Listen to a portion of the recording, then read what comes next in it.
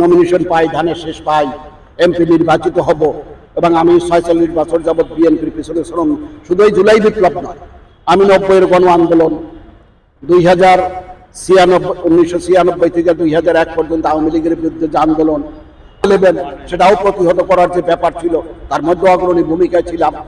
এখন এই ২০০৮-এর আওয়ামী লীগের আমল থেকে ২০২৪-এর ৫ই আগস্ট পর্যন্ত সার্বক্ষণিক মাঠে ছিলাম। কারণ আমাদের নেতা শহীদ রাষ্ট্রপতি জিয়াউর রহমান একটি কথা বলছেন, তার আমাদের রাজনৈতিক দলের বিএনপির যেটা মূল স্লোগান শহীদ জিয়া, সেটা হলো একজন রাজনৈতিক কর্মী সেই রাজনৈতিক দলের প্রকৃত কর্মী যিনি সুসময়ে চরিত্র হারায় না এবং দুর্দিনে পালিয়ে যায় না।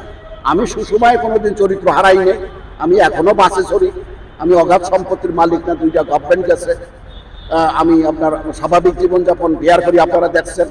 আর আমি দুর্দিনে পালিয়ে যাওয়ার আমার কোনো অভ্যাস নাই। সুদিন হোক, দুর্দিন হোক, 1 জন হোক, 10 জন হোক, 20 জন হোক, মিছিল বিএনপির পক্ষে থাকলে সেখানে আমার উপস্থিতি কম বেশি থাকে। চেষ্টা করব জনগণকে, কারণ এই দীর্ঘ 17 বছরের যে সরকারের আমলে আমার এলাকার জনসাধারণ খুব একটা ভালো রেজাল্ট পায় নাই বা ভালো কিছু পায় নাই। আমি জনসাধারণের সাথে আলাপ আলোচনা করে দল বেদল সকলকে সাথে নিয়েই আমি আমার নির্বাচনী এলাকার জনগণের জন্য বা এলাকার উন্নয়নের জন্য যাহা কিছু প্রয়োজন সবকিছুই আমি করার চেষ্টা করি।